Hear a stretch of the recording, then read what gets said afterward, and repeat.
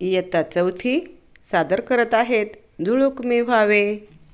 नाटक वितरण सादर करतात इयत्ता चौथीची मुले. झुळूक मी व्हावे कविता.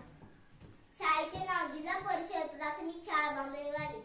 केंद्र तांबे तालुका जुन्नर जिल्हा पुणे. पान नंबर 57. वाजते सानुली मंद झुळूक मी व्हावे.